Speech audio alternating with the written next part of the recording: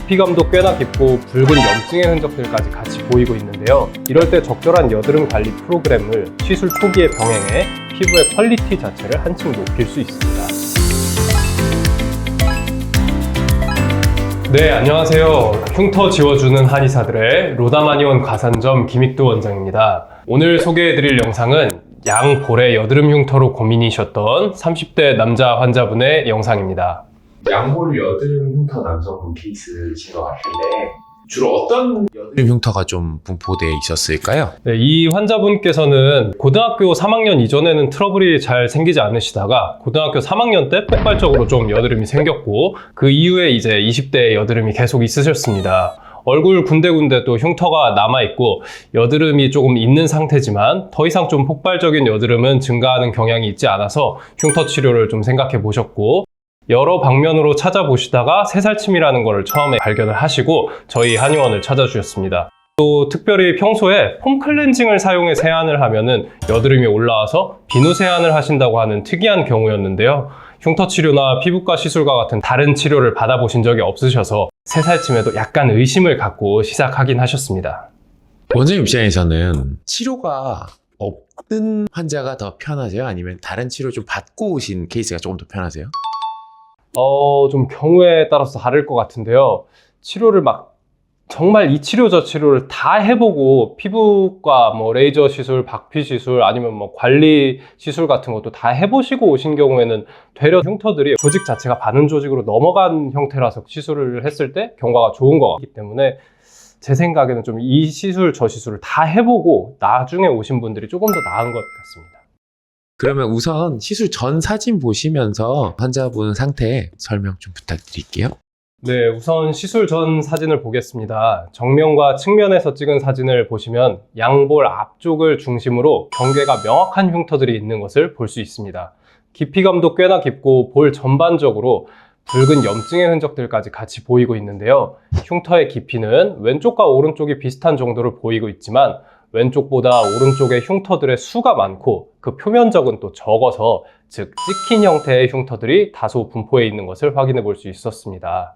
또 오늘 보여드리는 사진에서는 확인을 해볼 수가 없지만 환자분께서는 양볼뿐만이 아니라 미간과 이마, 인중, 관자 등에도 여드름 흉터가 같이 있었는데요.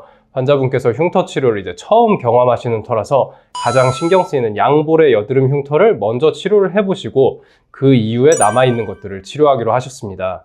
또 현재 얼굴 전체적으로 좀 염증들이 남아있고 여드름도 같이 있기 때문에 여드름과 염증들을 같이 치료하는 여드름 관리 프로그램을 2회가량 병행하기로 하였습니다. 그러면 이렇게 여드름과 흉터가 좀 같이 있는 분들 같은 경우 새살침 말고 또 다른 시술을 병행하는 것들이 있을까요? 일반적으로 여드름에 대해서는 여드름 압출이나 여드름 관리 같은 것들이 또 들어가고요. 거기에 또 천연 재생침이라는 시술이 같이 들어가게 되는데요. 이 시술을 같이 해주게 되면 각질층의 탈락 주기를 한 사이클에서 두 사이클 정도 확 순환을 시켜주기 때문에 여드름 흉터들과 염증이 같이 있는 경우에 시술을 같이 하면 새살침의 효과와 여드름 치료의 효과가 복합적으로 시너지가 나서 둘 다 좋은 효과를 낸다고 볼 수 있습니다.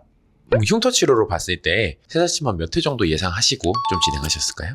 네, 흉터의 모양 자체는 경계가 명확하지만 피부 중간중간에 염증이나 또 여드름의 흔적이 있고 표면적은 작고 깊이는 깊은 흉터들이 존재하고 있어서 한 8번 정도의 시술을 통해서 90% 이상 회복할 것을 기대하고 시술을 진행하기로 하였습니다. 시술 진행하신 사진 보시면서 설명 좀 부탁드릴게요. 네, 보여드릴 사진은 시술 3회차 이후에 4회차 때 찍은 사진입니다. 정면과 측면에서 찍은 사진을 보시면 붉은기가 있는 것을 감안을 해도 3회 시술로 흉터가 많이 개선된 것을 확인해 볼 수 있습니다. 또 저희가 보여드리는 사진들을 보실 때 사진상에 보이는 붉은기가 아닌 흉터의 깊이감에 집중을 해서 보시면 좋은데요. 붉은기는 시술이 종료된 후에 시간이 지나면 자연스럽게 다 빠지기 때문입니다. 다음은 시술 6회차 내원하셨을 때 찍은 사진입니다. 흉터의 깊이감이 정말 많이 개선이 되었고 시술 부위 피부에 원래 존재하고 있었던 염증성 여드름의 흔적들도 병행하고 있는 여드름 관리 프로그램을 통해서 상당히 많이 개선된 것을 확인할 수 있습니다. 상대적으로 깊이가 깊었던 앞볼의 흉터들과 측면 볼에서 상당한 정도의 호전을 보여서 환자분께서도 이때쯤 꽤나 만족을 하시고 인중의 흉터들도 3회 정도 추가로 시술을 해보기로 하셨습니다. 다음은 8회차 이후 사진을 보시면 붉은기를 제외하면 흉터가 아주 많이 개선된 것을 확인할 수 있습니다. 측면 볼의 흉터들은 90% 이상 개선되었고 표면적이 작고 깊이가 깊었던 오른쪽 앞볼의 흉터들만 조금 남아있는데요. 환자분께서 대체적으로 경과에 만족하시고 이 정도면 볼 쪽은 추가 치료를 안 해도 될 것으로 느끼셨습니다. 추후에 재내원하셔서 미간이나 이마 쪽 여드름 흉터 시술을 고려해 보기로 하셨습니다.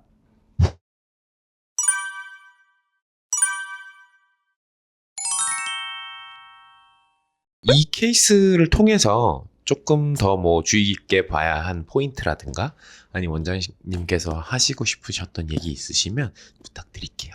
네, 이 환자분의 케이스는 크기도 모양도 깊이까지 또 제각각인 흉터들, 그 사이사이에 존재하고 있는 염증성 여드름의 흔적들도 상당히 치료가 된다는 것을 확인할 수 있는 케이스였습니다. 시술을 해오다 보면 염증성 여드름이 혼재되어 있는 경우에 시술에 잘 반응을 하지 않거나 살이 올라오는 속도 자체가 좀 느린 경우가 종종 있습니다. 이럴 때 적절한 여드름 관리 프로그램을 시술 초기에 병행해 염증성 여드름을 잡아주고 새살침 시술로 이미 존재하고 있던 흉터들을 완벽하게 재생시켜서 피부의 퀄리티 자체를 한층 높일 수 있습니다. 오늘 영상은 이렇게 마무리하고 다음에는 더 좋은 영상으로 찾아뵙도록 하겠습니다. 시청해주셔서 감사합니다.